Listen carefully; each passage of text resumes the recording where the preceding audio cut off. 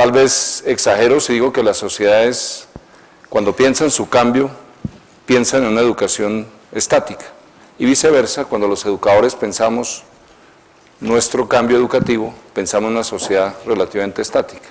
Si las dos se mueven al tiempo, se puede hacer grandes transformaciones.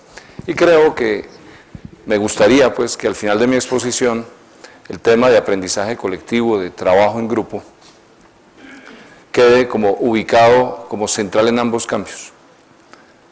Vivimos una época muy bella, muy bonita, por la democratización del acceso a la tradición académica.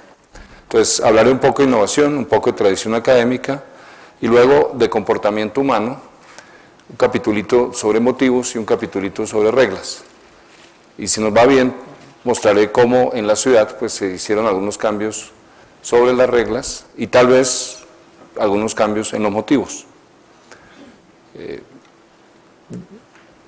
Pues hay más relaciones que entre esos elementos de las que podré abordar. Entonces va a haber como dos partes y eso estaba en la invitación. O sea, de algún modo la intención es que esto le sirva dentro de las instituciones educativas, pero voy a tocar elementos de convivencia ciudadana extraescolar. Primero comento una historia de una rectora del Colegio Americano, el que queda en la 45 con 24, a pocos pasos de la clínica Palermo. Fue una rectora que llevó a un colegio y lo veía muy sucio. Entonces se dedicó a recoger las basuritas, sin decir nada. Y había alumnos que llegaron al extremo de tirar basuritas, especialmente para que ella las recogiera, y ella estoicamente las recogió. Meses después, obviamente, el colegio estaba limpio. Tuvo persistencia y acudió a la acción más que al discurso.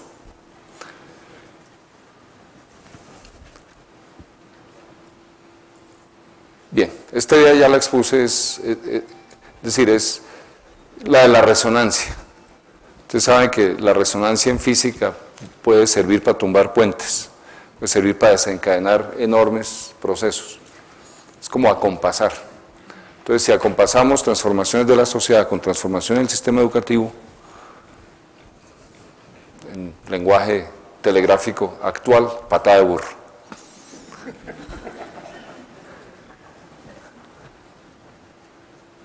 Bien, traté de caracterizar la innovación diciendo, no necesariamente significa cambiar la manera de hacer, significa ampliar las maneras de hacer, de modo que uno escoge en un repertorio más grande. Es como tener una caja de herramientas más completa.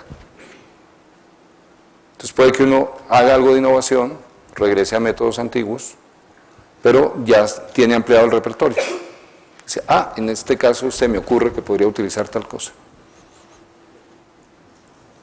Entonces, entre más profesional el trabajo del educador, a mi juicio, más amplio el repertorio. Metiendo harina de otro costal, en estos días ando jugando sobre el artículo 11 de la Constitución. ¿Te recuerda cuál es el artículo 11 de la Constitución? No, el derecho a la vida. El derecho a la vida. ¿Lo quieren cantado o recitado? Cantado y bailado. El derecho a la vida es inviolable, el derecho a la vida es inviolable, no habrá pena de muerte, no habrá pena de muerte, la vida es sagrada, la vida es sagrada, la vida es sagrada. El pedacito de la vida es sagrada, pues es la Constitución. O sea, los dos primeros versos son de la Constitución colombiana, son bellísimos, porque establecen un deber, un derecho, y la obligación del Estado de velar por ese derecho sin acudir a la pena capital. O sea, si tú has matado y yo te detengo, fiscal, policía, ejército, yo no te mato, te juzgo, tu vida es sagrada. Pero la ley, la Constitución no dice tu vida es sagrada. La que dice tu vida es sagrada, o la vida es sagrada, es la cultura, de mil maneras. ¿Por qué? Porque matar es muy fácil. Entonces, donde algo es muy fácil y muy grave, la cultura pone barreras, reglas culturales. El incesto es muy fácil. Acostarse con la hermana que duerme en el cuarto de al lado es facilísimo. Entonces, para que ni se nos pase por la cabeza, la cultura establece límites, barreras, leyendas, mitos. Gabo escribe, la colita de marrano. Si usted comete incesto, en ese mundo de Macondo, los niños nacerán. Y la versión más moderna es la que se inspira en el saber genético, y dice es peligroso el incesto, hay una probabilidad más alta de malformaciones. Pero siguen siendo barreras que no son solo legales, sino son también culturales. Entonces, esto nos servirá más adelante, pero pues en la entrada cada vez creo más que la mayor escuela de innovación está en las artes, y las artes, el secreto de las artes es romper las rutinas, es presentar las cosas desde ángulos sorprendentes y volver visible lo que se ha vuelto por rutina invisible. Un ejemplo, Tolstoy, La guerra y la paz, pone un caballo a hablar de la propiedad. ¿Qué dice el caballo? Ve tan rara la propiedad, una institución muy vieja. Yo soy, por ejemplo, dice él, de tal persona, mi dueño me monta todos los días, me lava, me consiente, me tiene nombre, si me enfermo me preocupa por mí, yo creo que me quiere. Pero yo, dice él, pero yo conozco otros caballos cuyo dueño ni los conoce. ¡Pum! En 5 renglones, la institución de la propiedad, que es como tan obvia, ha quedado descompuesta en 2 aspectos supremamente distintos. Y se pregunta uno si la propiedad es lo uno o si la propiedad es lo otro. Si la propiedad se reduce al derecho de vender o si la propiedad implica obligaciones. Y nos meten en un mundo de reflexiones. Bien, pero vamos despacio. Lo que quería decir es ampliación de repertorio más que total transformación. Dicho de otro modo, en el núcleo de la innovación se juega muy fuertemente la relación con la tradición. Entre más enraizado esté uno en la tradición, más fácil le queda la innovación auténtica. ¿Sí? Aquí todos los que estamos somos herederos de Sócrates, de un Sócrates que dio la vida tomándose la cicuta cuando lo pusieron a escoger entre seguir investigando y enseñando en otro país o quedarse en su país, en su ciudad, en Atenas, sin poder investigar o enseñar. Y los jueces le dijeron eso, y un amigo le dijo, venga y sobornamos a los guardias si usted sale. Y Sócrates decía, qué horror, ¿qué van a decir de mí las leyes? Entonces, Sócrates tuvo que escoger entre ley y moral, y no aceptó ni rebelarse contra la una, ni rebelarse contra la otra. Pero eso lo profundizaremos más. Lo que quiero decir es que esos jueguitos de hacer preguntas e investigar haciendo preguntas y volver no obvio lo que es obvio. ¿Recuerdan, por ejemplo, el Eutifrón? ¿Qué es lo pío? ¿Qué es lo piadoso? Alguien dice, hacer lo que a los dioses les place. Primera aproximación, pues muy bonito. Pero luego Sócrates se aprovecha el politeísmo griego para decirle, ajá, pero ¿no es cierto que hay varios dioses? Sí. ¿No es cierto que a veces uno de los dioses quiere una cosa y el otro otra? Entre paréntesis, si no el Olimpo sería muy aburrido. Entonces, con ese argumentico le desbarata la definición fácil de que lo piadoso es lo que está de conformidad con la voluntad de los dioses. Y así, ¿qué es el saber? ¿Qué es la episteme? Bueno. Entonces, lo que quiero subrayar es que la tradición académica tiene 2.400 años aproximadamente, 2.600, 2.700, Y hay tradiciones parecidas a la tradición académica en todas las culturas. Y nuestras culturas indígenas tienen el equivalente de los académicos y el equivalente de los maestros, pero equivalente, no es lo mismo. Trataremos de mirar por qué. Perdón, me devuelvo un poquitico. Uy, eso ahí con este, o con este. Bien, lo otro es que las innovaciones se pueden jugar en el pensamiento, en el decir o en el hacer. Pues es bastante obvio, pero vale la pena decirlo. La innovación a veces está en la percepción. Yo tomé 2 veces en mi vida un curso con un sociólogo de la educación llamado Basil Bernstein, y yo empezaba el curso animado, pues siguiéndole las pistas. Al final de la semana, la cruda realidad es que yo salía a cualquier lado y veía distinto. En vez de ver personas, veía lazos. Y sobre todo atendía como una persona regula a otra. Si parpadea así, si le hacía así, o sea, lo que funciona es el vínculo, no el nodo. O sea, veía red donde la gente ve nodos. Ese señor claramente era un heredero de Sócrates. Y nosotros, pues, nos hemos contagiado también. A veces de un Sócrates no demasiado virulento, pues, como acompasado, como tranquilo. Siguiente. Bueno, esto es una notación un poco ingenua, pero uno podría decir, ¿de dónde nace la innovación? ¿Cómo ser más innovadores? ¿Puedo a veces pasar de la palabra a la acción? No dejar caer ni de fundas.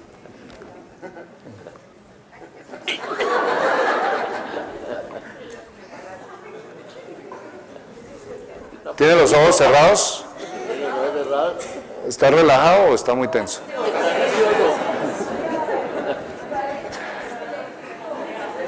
¿Le gustó? Bueno, gracias. Ahí, pues, no es lo mismo que un planteamiento discursivo sobre confianza, pero uno dice, ahí hubo confianza. Cuando la persona no siente confianza, le camina a uno con los pies, y es doloroso. Bien. Entonces, hay unas conexiones entre el hacer y el decir, sobre las cuales voy a plantear algunas cosas. Siguiente. Bueno, ya lo dije, medio bobo el PowerPoint.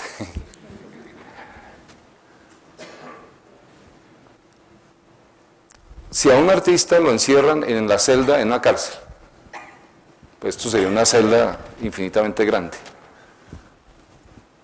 y le dan una tiza, es posible que el artista tome la tiza y trace una línea a unos pocos centímetros del borde de la celda, para decir con eso, mis límites me los pongo yo. El artista juega con restricciones. Alguien que dice voy a escribir un soneto, imagínense las restricciones en las que se pone, las constricciones. Entonces el verso es de tantas sílabas, tiene que estar dividido de manera, con los acentos de tal y tal manera. Primera estrofa 4, segunda 4, tercera 3, luego 3. Además, una vez que terminó el primer renglón, pues ya está definiendo la mitad de las rimas restantes. Entonces, uno puede decirle al artista, ¿para qué meten esos líos? El otro día una pintora, muy cercana a mi madre, es escultora y pintora, me mostró unos cuadros. Me dijo que qué opinaba. Entonces yo, pues muy sincero, le dije, me parece que le faltan colores. Y ella me dice, ¿no se da cuenta usted que el chiste precisamente es que cada cuadro es hecho con un solo color?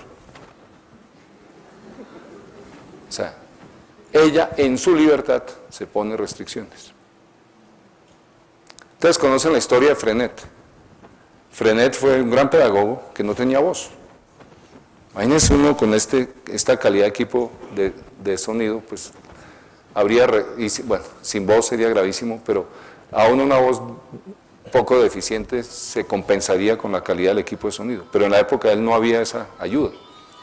Entonces él le tocó ingeniarse una comunicación con los alumnos en la acción, en la escritura, en la publicación de periódicos escolares, etc.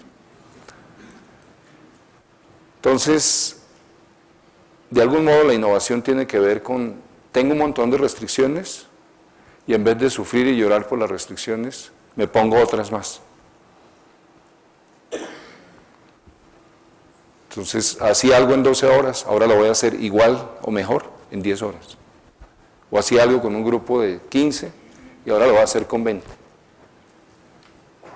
Y voy a hablar más despacio, pero voy a avanzar mucho más en el contenido. Ese tipo de... A mí mis alumnos me ponían como restricción, trate de dar clase con las manos amarradas atrás. Y voy a tratar de hacerlo por unos segundos. Vamos a ver hasta dónde resisto. Ay, señor, usted se merece una mesida. Venga. No, más bien me mece. Venga. ¿Sí? Es que ¿usted me ayuda? No me va a dejar caer. El derecho a la vida es inviolable. El derecho a la vida es inviolable. No habrá pena de muerte. No habrá pena de muerte. La vida es sagrada, la vida es sagrada. Cada uno de nosotros es irrepetible y por eso la vida es sagrada. Bueno.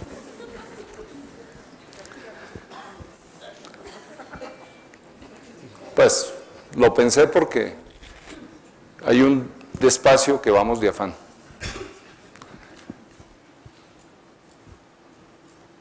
Siguiente. Este es un tema también complejo en la innovación. A veces uno se enamora de sus criaturas y es bonito. Pero a veces uno tiene que decir ya, eso pasó. Pues en mi caso, digamos, las tarjetas ciudadanas o los mimos, esas cosas. Entonces uno dice, bueno, ¿hasta dónde dedico tiempo a reinterpretar, a ampliar, a mirar cómo se aplica? O simplemente, hay un libro lindísimo que les recomiendo sobre duelo y melancolía de Freud, escrito por Estanislao Zuleta, que es un comentario, la diferencia entre el duelo, cuando le muere a uno a alguien, y uno se identifica con una persona, como que esa persona encarna en uno, y la melancolía, que es cuando la relación ha sido ambivalente. Te quería, pero también te quería echar. Entonces la depresión es eso. La depresión es ambivalencia profunda. Bueno, es una pistica. Y él ahí habla de la creatividad. Entonces la creatividad demanda saber separarse de las criaturas. Pues es como cuando los hijos cumplen 18 años o 20 años y se van. Y ya es tiempo de que se puedan ir. Bien.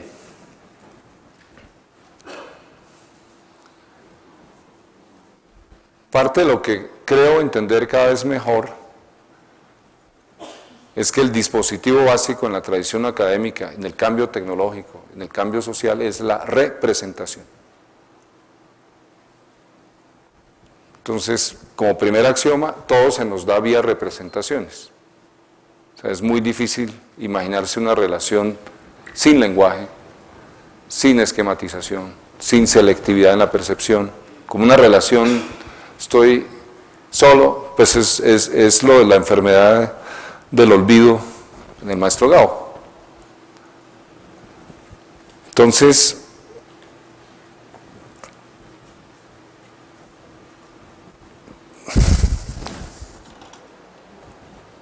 ponerme a hablar de la enfermedad del olvido, me olvidé.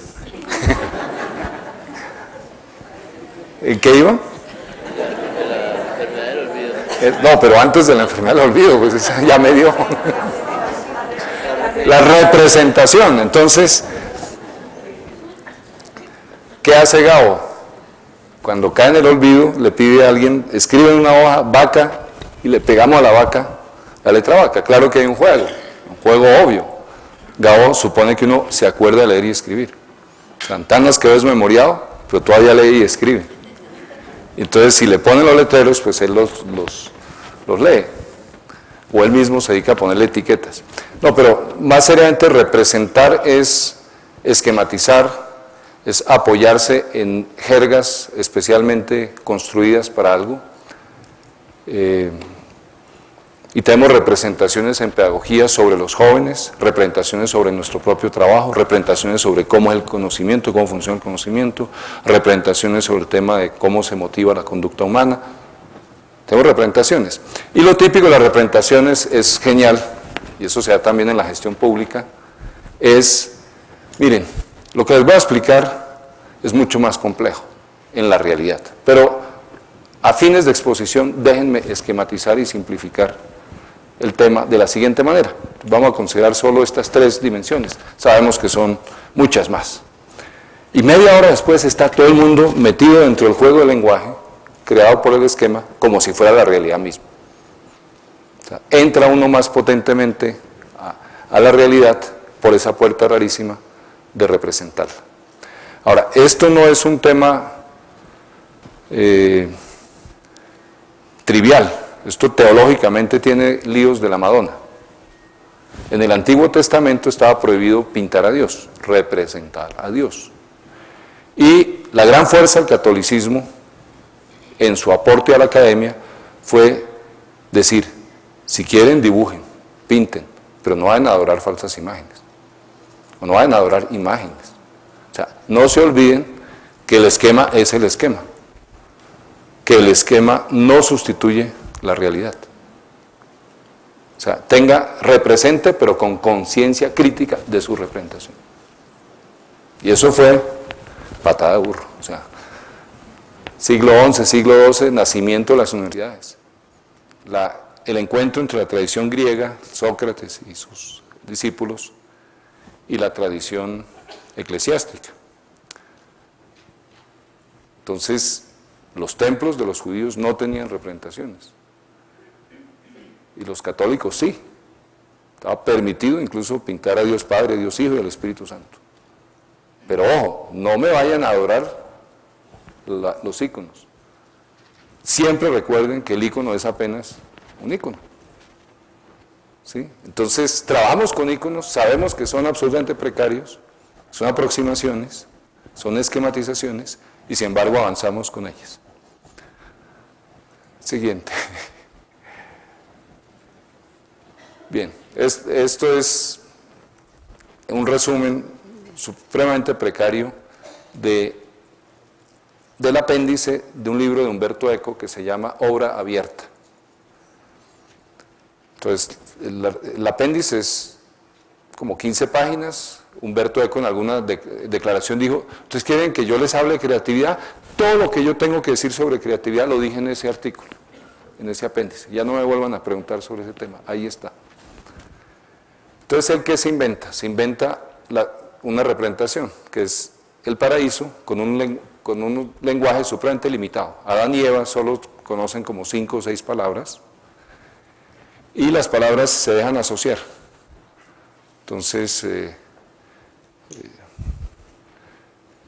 manzana se asocia con color rojo, y eso es bueno. Y de pronto la bendita serpiente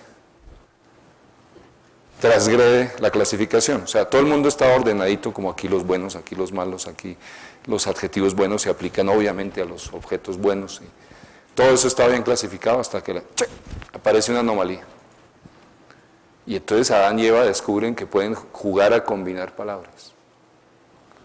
Nunca habían hecho combinaciones como agua seca. Pero gramaticalmente se puede escribir agua seca. ¿Qué será agua seca? Entonces, el juego sobre la sintaxis crea unos significantes para los cuales empieza uno a decir, ¿qué será eso? Expande la realidad. Puede que uno hurgue y no encuentre nada. Pues agua seca hasta ahora no dice nada. Pero si les digo hielo seco, pues muchos de ustedes han visto espectáculos que utilizan hielo seco. Pues el ejemplo no es muy bueno, lo reconozco. Debería inventarme uno mejor.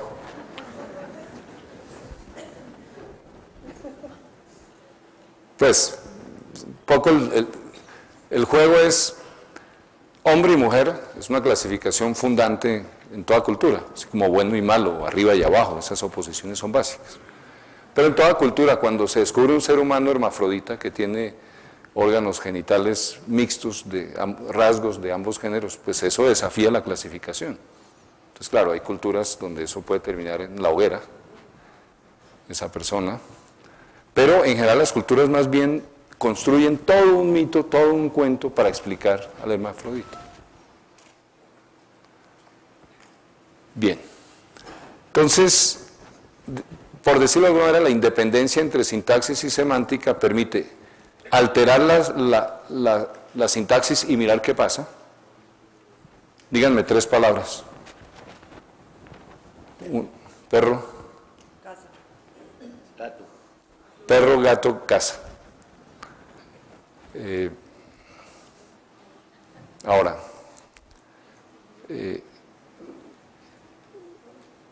una acción, señor de nuevo.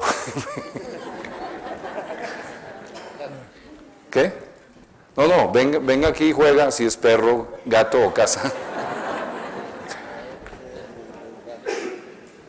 Bueno, ¿quién me ayuda? Usted se ve fuerte. Bueno.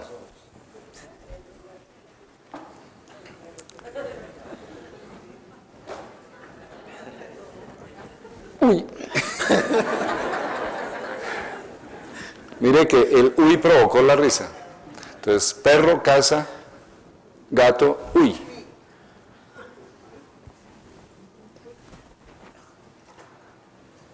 Ahora, por asociación, cuy. No, se nos va a dormir de la confianza. Bueno, siga. Bien, dejémoslo como curiosidad. Lo que es claro es que,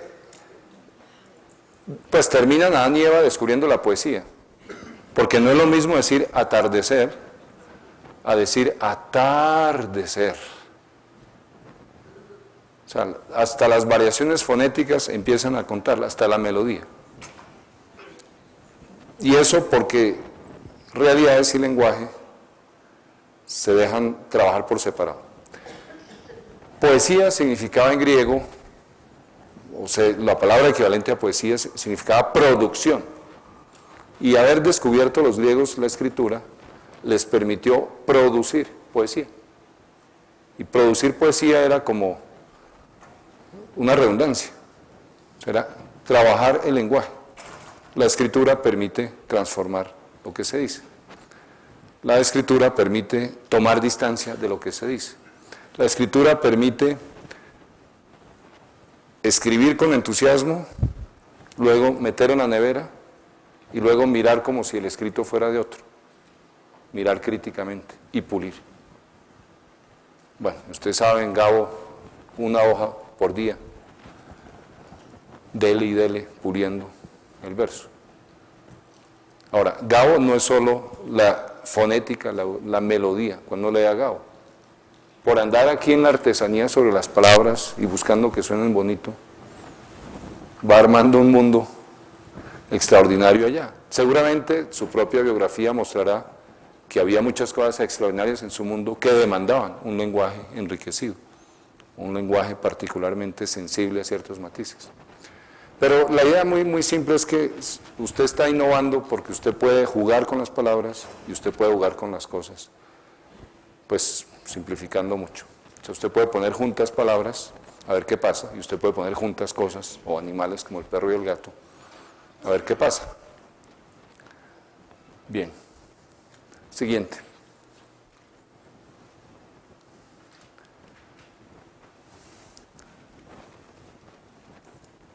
Pues lo mencioné un poco con lo de la nevera. Ahí entre paréntesis hay algo que de pronto no es tan importante. Es que las sociedades le tienen miedo a la innovación. O algunas partes de las sociedades se asustan con la innovación. Pues como dice el famoso dicho, empieza ahí jugando a la confianza o cantando la Constitución y quién sabe dónde va a terminar. ¿Sí? O sea, digamos, de algún modo uno tiene que pedir excusas por las libertades que se toma. Entonces me pongo un gorro triangular. Y bueno, ya conseguí un miembro de junta directiva de empresa sofisticada que dijo, yo voy a mi junta directiva con el gorro puesto. Pero es todo un héroe, porque evidentemente es raro, pues el gorro es cómodo, pero la estética del gorro es un poco desafiante, es bello, pero es raro, es un doble tricornio, medio napoleónico, pero dice Art 11, pero bueno, eso es una cuña. Entonces, borren y retomen donde iban. Si estuviéramos en la época de los dictados, ¿se acuerdan? Cuando enseñar era dictado.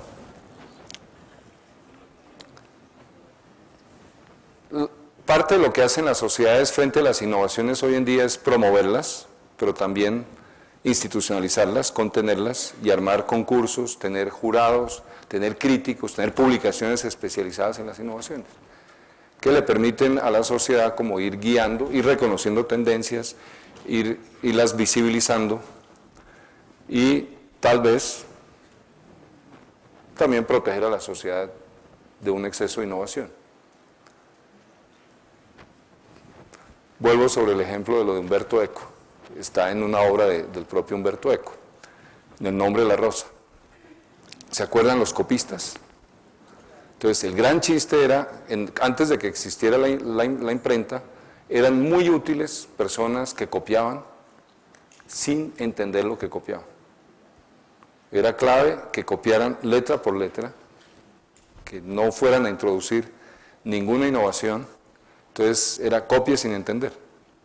Y parte de la intriga del nombre de la rosa es que alguno de los copistas se enloquece porque lee lo que no debía leer. Algún tratado de Aristóteles sobre la risa, tratado que desde esa época está embolatado, pero que le habría hecho un enorme daño a ese copista.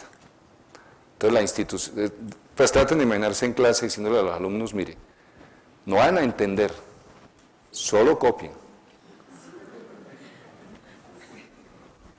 ¿Sí? No van a pensar lo que el texto dice, o todavía no piensen, primero cópienlo, pero por favor no se van a meter con el sentido por ahora. Bien, siguiente. Bueno, esto ya lo mencioné, siguiente. Este es el obra abierta apéndice, la referencia bibliográfica. Bien, entonces mi formulación más sintética es que la innovación es una ruptura que cicatriza bien. Entonces estoy suponiendo que, o sea, es como un tropezón y uno, en vez de caerse, pone bien los pies en tierra. Es como en matemáticas se habla de una expresión, se habla de expresiones bien formadas. Cuando uno tiene un sistema formal es una serie de signos con unas reglas para ponerlos juntos. Y hay secuencias que son aceptables, expresiones bien formadas, y secuencias que son expresiones mal formadas. Rey pero sí, garabato gato casa. Entonces pues ahorita tienen sentido porque estamos dando ejemplos de cosas sin sentido, pero bueno. Digamos, el buen bailarín, ¿qué pasa? Se tropieza y sale del tropiezo de un modo que uno no sabe si se tropezó de adrede. Y los pasos siguientes al tropiezo configuran, junto con el tropiezo y lo que lo antecede, un nuevo paso, a veces. ¿No? Hay una... O sea, no toda jugada nueva es innovación. La jugada nueva tiene que relacionarse con el repertorio anterior por armonía, resonancia, compatibilidad, etc. Bien. Bien, entonces, lo de innovación era lo más complicado. Ahora vamos a ir facilito. Ahora nos metemos en el tema de comportamiento. Y la pregunta es la que está ahí. Pues hay distintas maneras de clasificar los motivos de la conducta humana, pero uno de ellos es plantear que el ser humano se mueve, actúa, por intereses, por razones o por emociones. Entonces la pregunta que les hago es, ¿qué los gobierna más a cada uno de ustedes? Es un promedio absurdo, porque obviamente cada uno de ustedes a ratos, o cada uno de nosotros, pues a ratos obedece a intereses, a ratos obedece a razones y tal vez a ratos a emociones. Y todavía más probablemente cierto, muchas veces en el mismo momento en que uno obedece una razón, también lo acompaña una emoción y también lo acompaña un interés. De hecho, cuando los tres están bien alineados es cuando uno pues flota, fluye. Pues porque el interés empuja, la razón empuja, la emoción empuja y todos para el mismo lado, bien bonito, bien. Pero la vida no es tampoco siempre así. A veces la emoción y la razón, a veces la emoción y el interés, a veces la razón y el interés se estrellan. Bien, entonces, promediando en la vida, cada uno de ustedes, ¿por qué se siente guiado? Entonces lo vamos a hacer levantando las manos. ¿Quiénes se sienten guiados sobre todo por intereses? 1, 2, 3, 4, 5, 6, 7, 8, 9, 10, 12, 13, 14. Bien, interesante. Hubo una timidez inicial. Como no se sabía si de pronto era políticamente incorrecto. Me recuerda volvérselo, soy cleptómano. No puede ser, está bien. Entonces, aproximadamente 20 intereses. Razones, ¿quiénes se sienten gobernados sobre todo por razones? ¿Cuántos asistentes hay?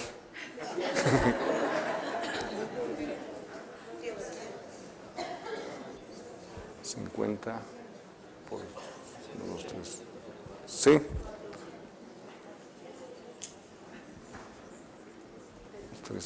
Bueno, yo veo como 250 personas, pero ¿sí?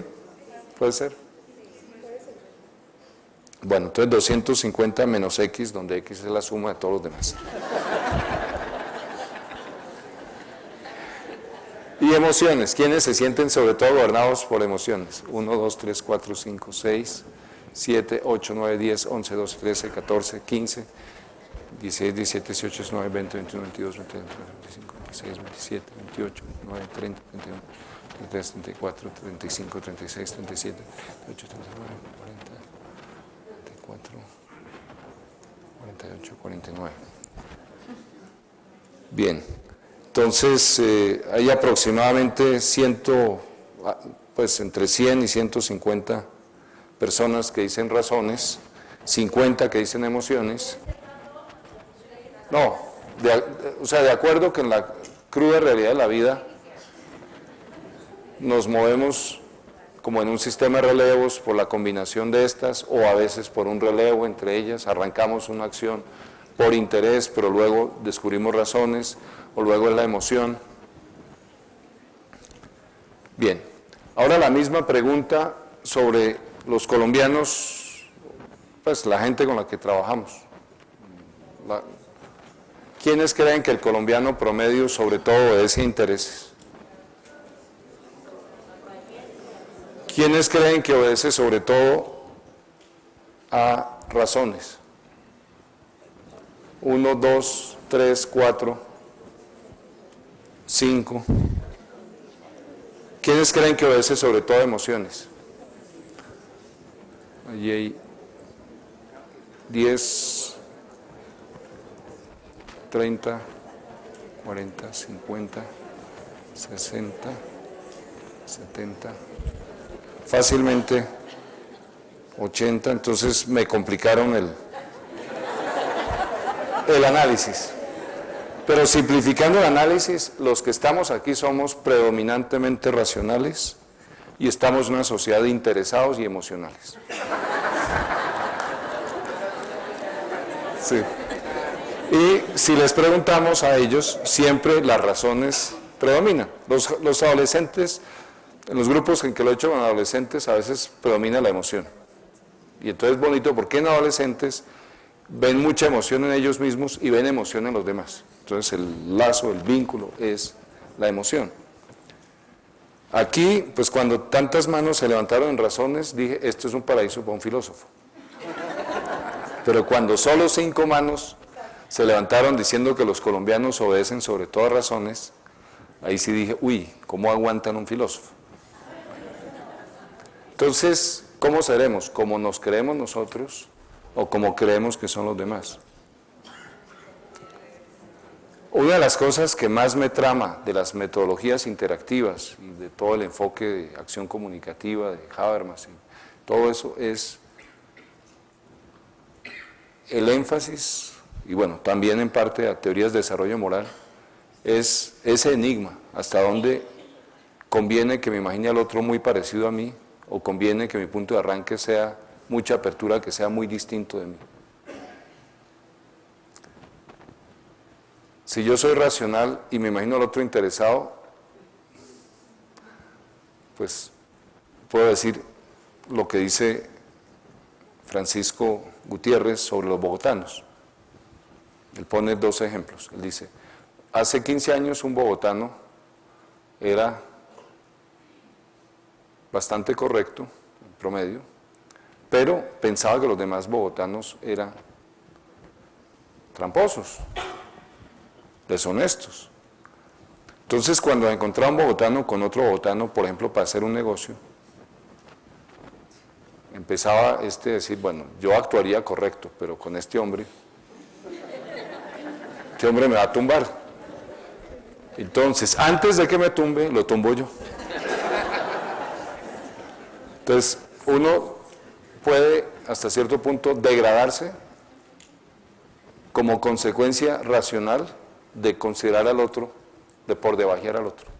Es decir, por debajear al otro lo lleva a uno a por debajearse uno mismo. Otro ejemplo que viene en las acciones colectivas. Las acciones colectivas son cuando se quiere lograr un resultado bueno para todos, que solo se puede lograr si mucha gente colabora. Un ejemplo, una ciudad limpia, una ciudad poco contaminada. Entonces se necesita que mucha gente tenga la disciplina de no tirar el papelito para que la diferencia se note. Entonces, lo que se llama el problema de la acción colectiva es que el aporte de cada uno es tan pequeño que la gente puede decir que yo tire este papelito, esto ni quita ni pone. Entonces, analizando uno por uno, pues no, la responsabilidad no se siente muy grande y además aparece la tentación del gorrón. Y yo, ¿para qué voy a cuidar lo del papelito? Todos los demás lo cuidan, la ciudad es limpia y el mío, para eso están los que barren. Entonces, el gorrón, el recostado, el colinchado, en castellano es increíble la cantidad de sinónimos que hay para en inglés se dice free rider, el que viaja de gorra, el pasajero pues, el colado. Fíjese. Bien, entonces, en las acciones colectivas, si uno le pregunta a la gente, oiga, ¿usted colaboraría desinteresadamente sin mirar lo que hacen los demás para hacer de Bogotá una ciudad mucho más limpia o mucho más agradable por la convivencia? Entonces la gente dice, sí, claro, yo colaboro. La siguiente pregunta es, oiga, ¿y usted cree que los demás van a colaborar? ¿Van a colaborar así como ustedes sin fijarse si los demás colaboran? Entonces uno dice, no, pues yo creo que los demás van a mirar cuántos salen a colaborar. Y si salen muchos, se pegan. Y si no salen muchos, se quedan donde están. Entonces yo soy cooperador incondicional, pero me imagino que los demás serán cooperadores incondicionales. Condicionales, que colaboran si hay un suficiente número de colaborando, si los resultados ya se ven, etc. Entonces, si uno se imagina eso, ¿será racional seguir siendo cooperador incondicional? Entonces, como uno va por debajeado al otro, entonces uno dice, no, pues yo me nivelo. Entonces voy a ser un cooperador condicional. Pero pensándolo bien, ¿quién me garantiza que los demás son cooperadores condicionales? De pronto hay bastantes gorrones. De pronto la mayoría de los demás son gorrones. Y si yo sinceramente creo que los demás son gorrones, casi que por lógica me vuelvo gorrón. Bien, entonces, ese tema me ha intrigado, es un tema clásico en ciencias sociales, cómo uno tiene una imagen de sí mismo un poco mejor que la del prójimo. Y eso seguramente tiene algunas bondades, pero eso también debe producir efectos. Entonces vamos a hacer dentro de un ratico un ejercicio. Pero bueno, la conclusión es racionales en medio de interesados y emocionales.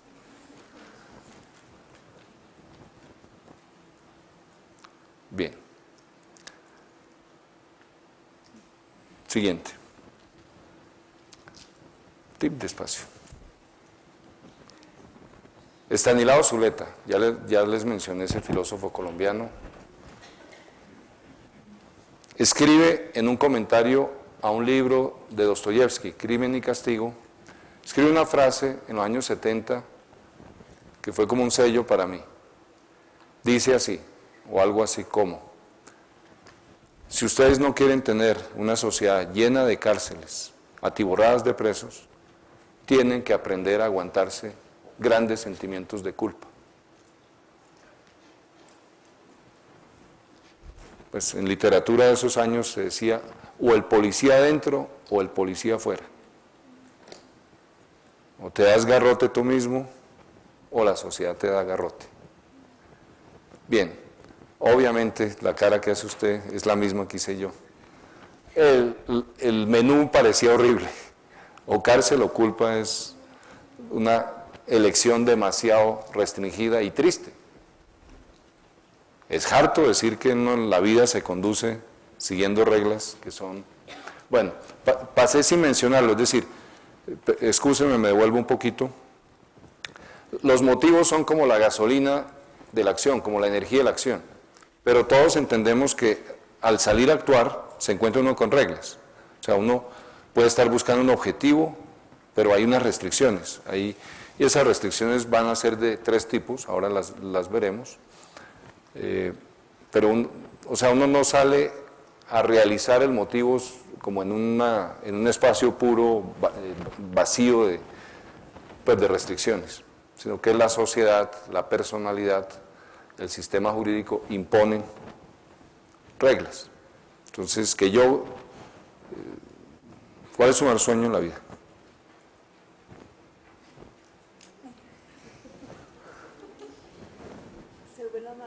Ser buena madre. Entonces, usted tiene que lograr hacerlo bajo un conjunto de reglas. Si usted por ser buena madre asalta el banco de la esquina y le lleva a su hija todos los juguetes didácticos con que siempre ha soñado, pues claramente no está siendo buena madre como se espera que lo sea. Es decir, los motivos lo empujan hacia la acción, pero uno entra a una cancha que tiene líneas marcadas, que tiene reglamento, que tiene restricciones. Entonces, estoy introduciendo las 3 tipos básicos de restricciones. Una que viene de afuera y se nota en el castigo legal, la otra que viene desde adentro que se nota en la culpa. San Agustín desarrolló mucho la culpa, pues realmente Cristo ahí dio unos pasos gigantescos al inventarse el pecado en pensamiento. O sea, en muchas culturas el deseo de matar en sí mismo no es pecado. Lo clave es que usted no mate. Que le pasó por la cabeza matarla, eso es por allá su fuero interno y la sociedad dice, con eso no me meto. Lo importante es que esos impulsos no se traduzcan en acciones. Entonces un poco el Antiguo Testamento era eso, mientras usted se portara bien, va bien. Aquí Cristo y San Agustín se instalan adentro, es como una especie de contención en la fuente. ¿Sí? O sea, nuestra época es muy chistosa porque en nuestra época hay mucha erotización, entonces ya nos parece exagerado que uno tenga que, desde el pensamiento mismo, evitar todo deseo, toda fantasía. O sea, de hecho, los medios de comunicación, todo eso viven moviendo fantasías y la gente la pasa coqueteando y exhibiéndose. Estuve en la feria de Cali y me fui a dormir como a la 1:30 de la mañana, me pareció una pesadilla. Porque tanto coqueteo junto, pues... No, es decir, digamos como que uno empieza a preguntarse a qué jugamos. Y jugamos precisamente a ser deseables. Pues ahí no es que la gente ande buscando desesperada pareja, sino le encanta gustarle a otro. Pero, digamos, en ciertos momentos de su historia el catolicismo fue como el extremo contrario a eso. Era como conténgase en sus... pues, usted mismo maneje sus deseos y edúquese a sí mismo adentro. O sea, gobierne su vida interna. Bien, yo me aburrí con que solo fueran dos y con gran emoción descubrí que había una tercera opción, que es el temor al rechazo social, el temor a la censura social. Pero fíjense que voy en tres temores y les confieso que mi trayectoria fue en esa ruta. O sea, dicho de alguna manera, ahí estoy pintado diciendo, primero sospeché que la gente entendía por las malas. ¿Sí? Pues tres clases distintas de por las malas. Aquí el sentimiento moral que uno tiene es la vergüenza. O sea, el rechazo social solo tiene como una cierta efectividad. Pero cuando el rechazo social logra como despertar a uno la norma común, recordarle a uno que en nuestra sociedad pues uno anda por la calle vestido, o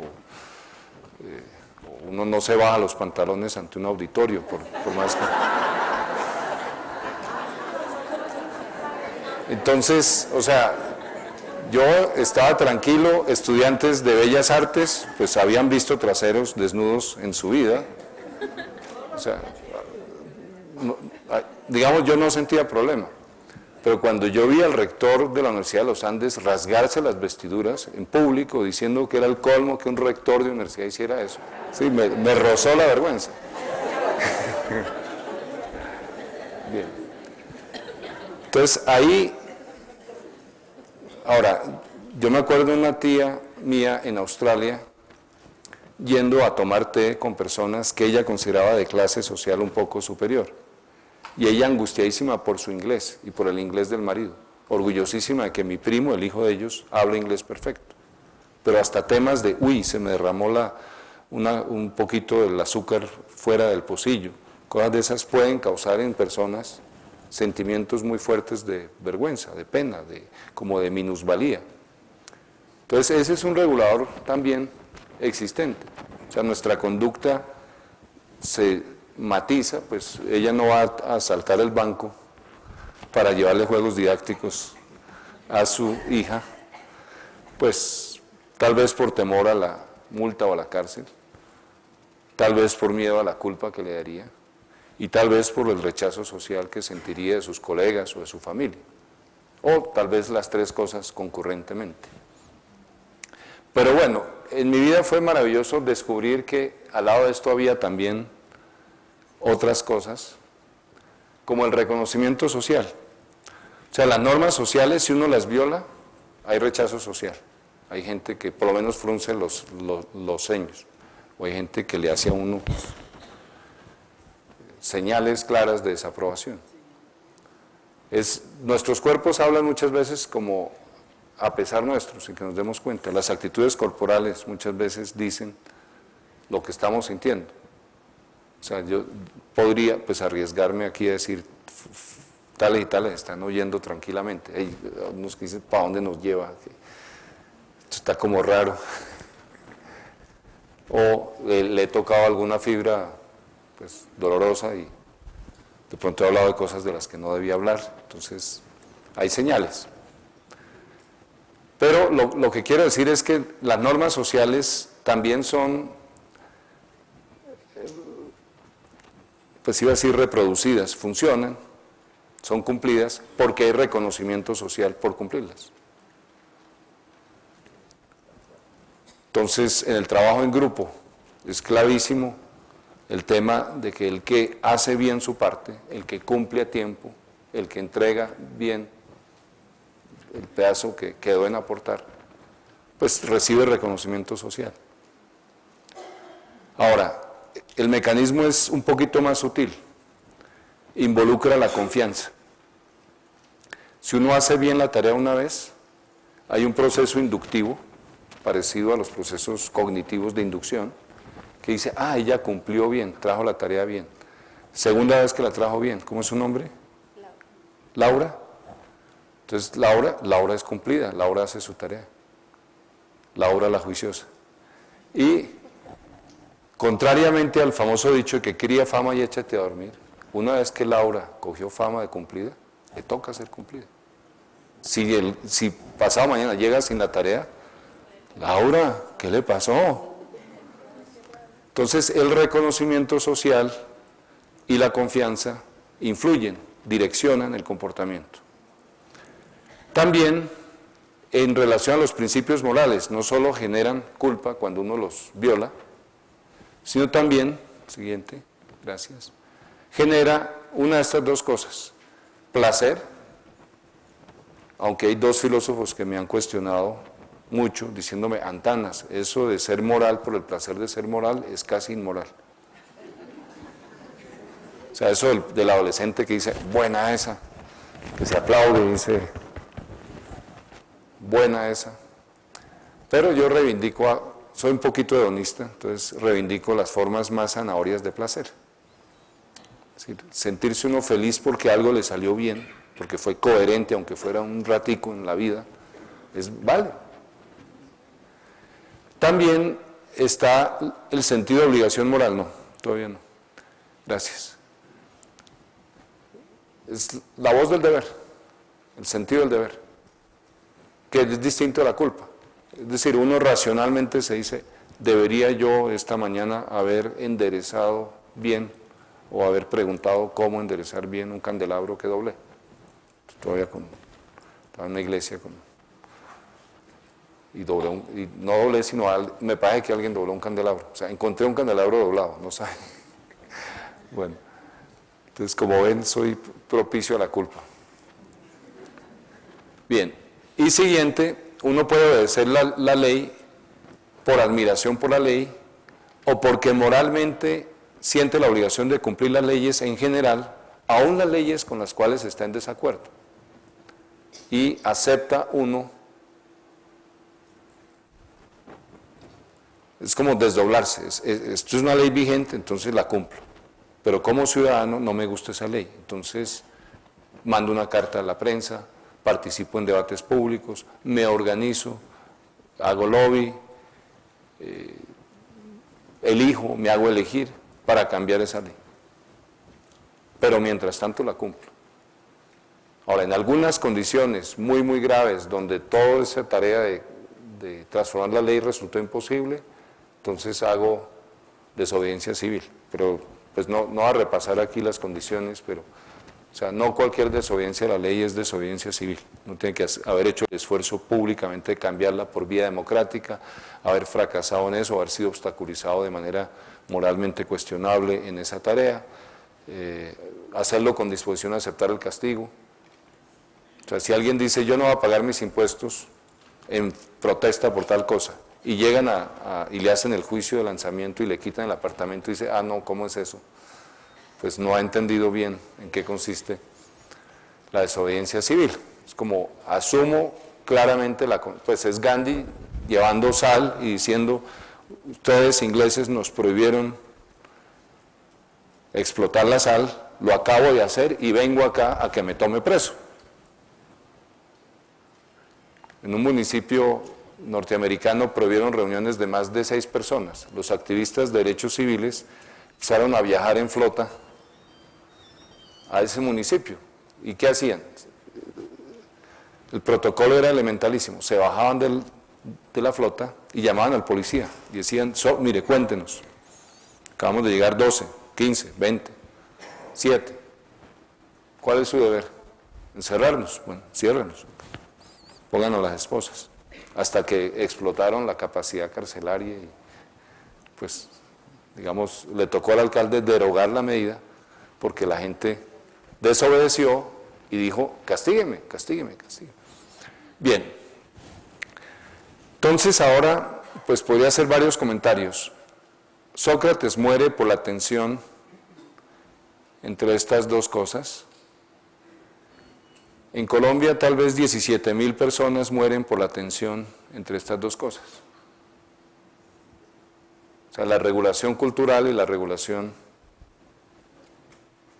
legal se contradicen. Lo culturalmente aceptado muchas veces va en contravía de lo legalmente aceptado. Dicho en otro lenguaje, no hay cultura de legalidad.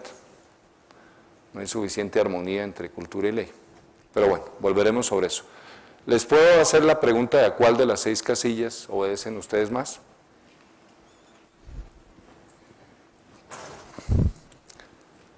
¿Quiénes creen? Bueno, entonces la metodología va a ser ley por las buenas, ley por las malas, moral por las buenas, moral por las malas. Si usted con el guioncito me ayuda, o yo mismo aquí. O sea, esto es conciencia por las buenas, por placer o por sentido del deber, conciencia por las malas, miedo a la culpa, normas sociales por las buenas, reconocimiento social, confianza. Aquí omití explicar algo, las normas sociales a veces las obedece uno con el criterio del camaleón. De donde fueres, haz lo que vieres. ¿Para dónde va Vicente? Para dónde va la gente.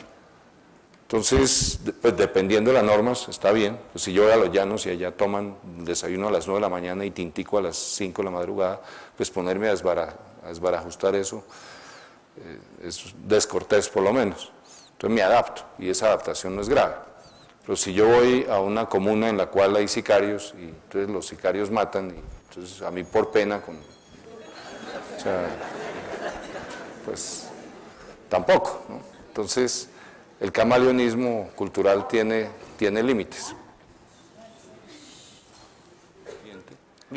Pero es eso puesto en relación, pongamos de una vez la otra,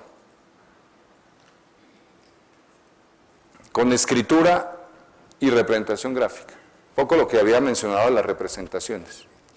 O sea, bolear palabras casi sin sentido, como jugar con las palabras es más fácil cuando están escritas. Algunos filósofos piensan que la gran preocupación por la abstracción de los griegos nació de 2 terrenos simultáneos. El mercado, que generaba la cosa rarísima de que 10 chaquetas de esas valen igual que 35 pañoletas de estas. Entonces, algo en común tienen las chaquetas. Bueno, y si son las chaquetas, pero supongamos un cuaderno. Entonces, digamos, todavía estos son ambos hechos en tela, en tejido, pero el mercado hacía comparable lo incomparable. Tenía que haber algo muy abstracto detrás de cosas que se cambiaban unas por otras. Hay una cita de Heráclito lindísima que dice: el fuego se cambia en todas las, ¿cómo es que se llaman las? Bueno, todo se vuelve fuego y el fuego se convierte en todo, así como todas las mercancías se vuelven oro y el oro se vuelve cualquier mercancía. O sea, es algo así como detrás de lo diverso, algo común no visible. Entonces la escritura, ¿qué hacía? Visible lo común o algo común en distintos usos de la misma palabra. O sea, la escritura, o sea, si usted escribe muchas veces, pues, va una carta. Yo llegué esta mañana de tal sitio, etcétera, yo no sé qué. Y usted ve la palabra yo repetida y usted dice, debe haber algo que está detrás de ese yo repetido. O, por ejemplo, les hablé de piedad. Entonces, ¿qué es? O sea, verla, pues en el lenguaje común uno nunca habla del yo trascendental. Pero los filósofos, a raíz de ver tanto yo, se inventan frases como la siguiente: el yo es una representación que acompaña todas mis representaciones, firmado Kant. Sí, es un uso forzado del lenguaje. Entonces Wittgenstein peleó contra eso diciendo, volvamos al uso natural del lenguaje. Bien, no. Bien, pero estoy complicando las cosas demasiado, entonces bueno, la discusión racional se facilita con la escritura. Cuando hablo verbalmente puedo utilizar el ritmo, puedo utilizar mi expresión, mis manos, no me di cuenta a qué horas me solté, pero hace rato. Entonces, en la comunicación viva, verbal, hay muchas cosas que entran en juego. Cuando ustedes leen un texto escrito, ustedes pueden leerlo a su ritmo. Yo ahorita que estoy poniendo un ritmo. En la lectura ustedes, varios de ustedes habrían dicho, yo ya entendí eso, voy más rápido, pero algunos de ustedes habrían dicho, no, momentico, yo me devuelvo a la primera página, ahí creo que tal y tal cosa no funciona. La lectura crítica se facilita. La autocrítica se facilita, lo que les expliqué de la nevera, la posibilidad de volver sobre el propio texto con ojo crítico. Y la idea rarísima de que ese texto debe valer, estos apuntes deben valer independientemente de quién es su dueña y deben valer para todos. O sea, el ideal de un conocimiento universal, independiente del contexto o relativamente independiente del contexto, se vio facilitado, potenciado por la escritura.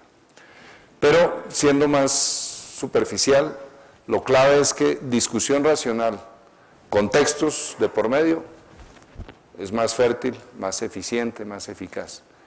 Y eso va en las dos direcciones, discutir para escribir y escribir para discutir. Y obvio, no solo escribir para discutir, sino leer para escribir, leer para discutir. Entonces, esta interacción hizo que Grecia y culturas que se relacionaron con Grecia, con la escritura, le cogieran ventaja a las otras culturas en el desarrollo de la tradición académica. Pero la cosa no se queda ahí, sino que también se relaciona con acción sobre la acción, organización de la acción.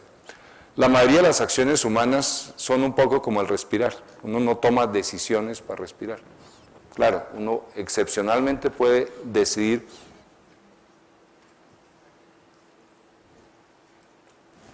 pues puedo actuar voluntariamente sobre mi respiración. Los que hacen yoga, etcétera, pues se vuelven maestros en control consciente de su ritmo respiratorio. Pero la mayoría de nuestras acciones son muy rutinarias. El qué hubo, cómo le va, cómo le ha ido, todos esos rituales de acercamiento, etcétera, pues uno no se cansa ahí porque está en la rutina.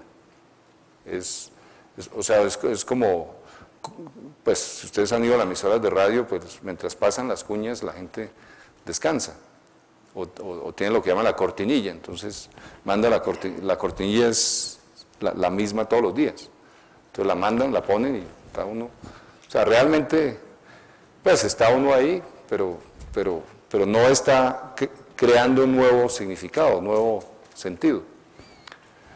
Bien, entonces actuar para alimentar una discusión, eso es un experimento científico o una práctica acompañada de evaluación sistemática.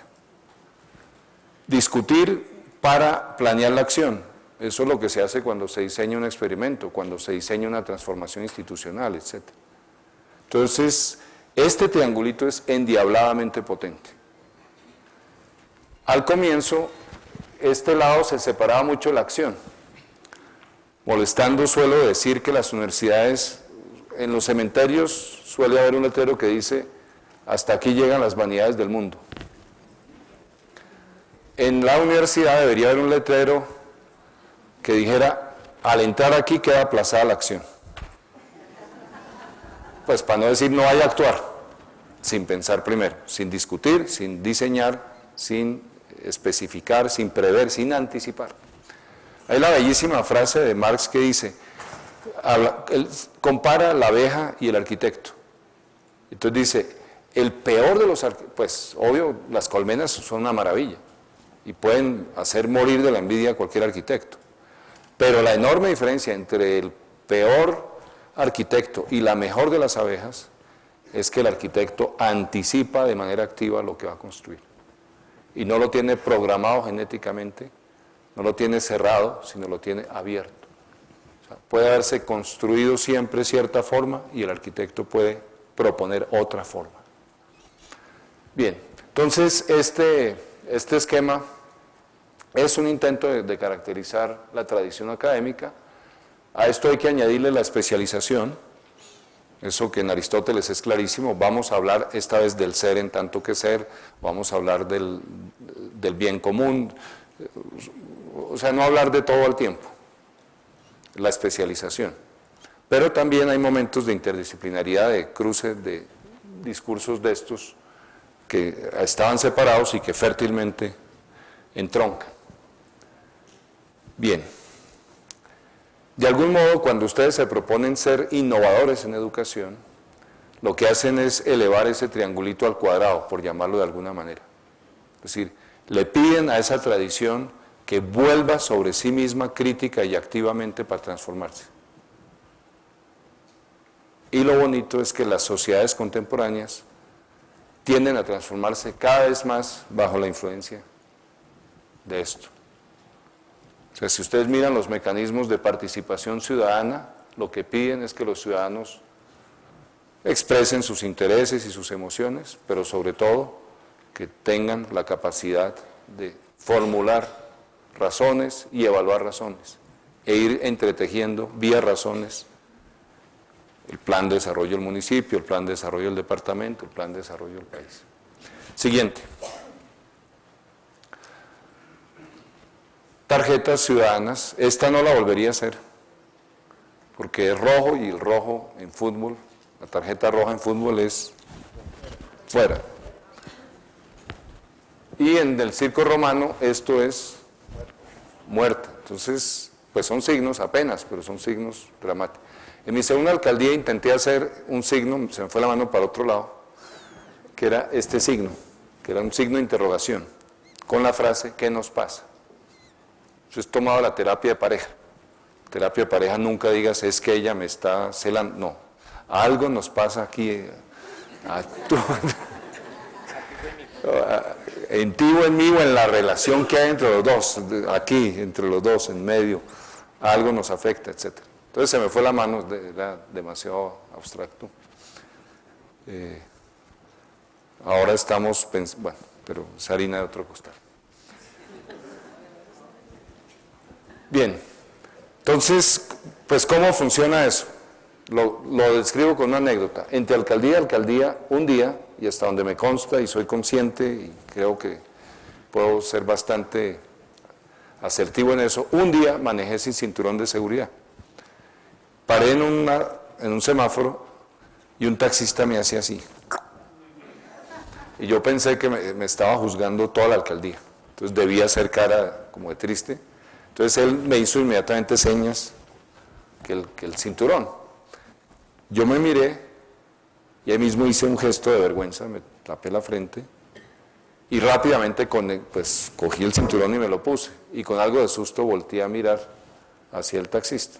El taxista estaba radiante. Entonces, usted dice que me tenía dominado. Yo creo que simplemente jugamos el juego completo. Él me corrigió amablemente y yo me dejé corregir amablemente. Y juntos nos enriquecimos de esa manera. Juntos avanzamos un peldaño.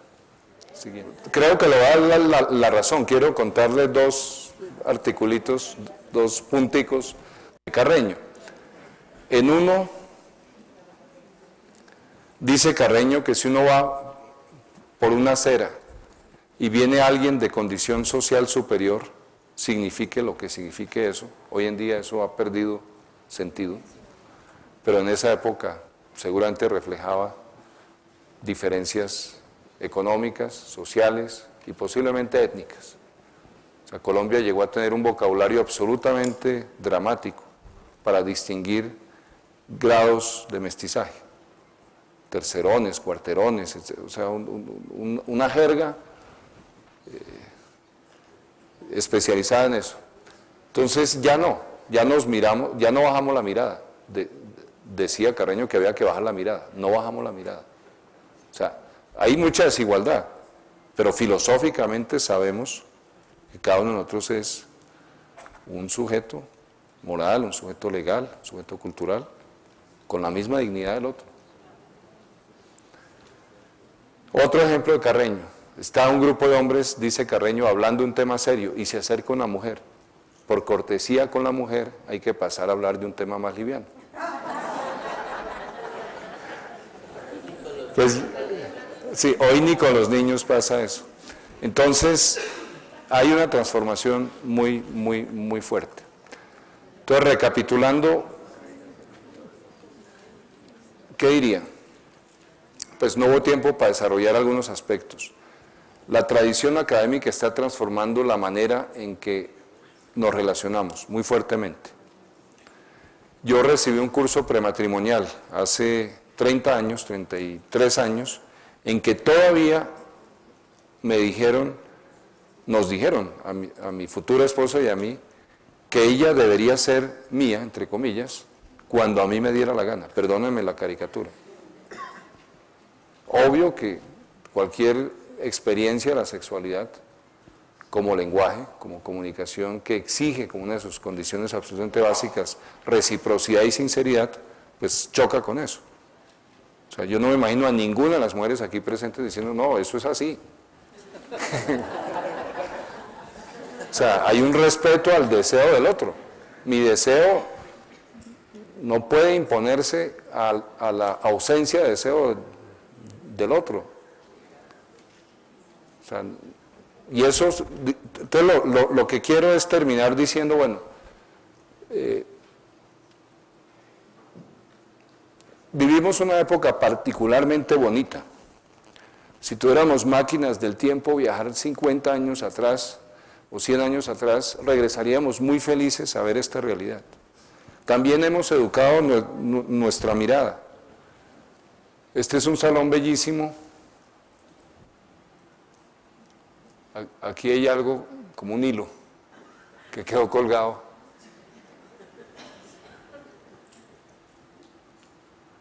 Aquí esto está un poquito... ¡Ay, miren esto!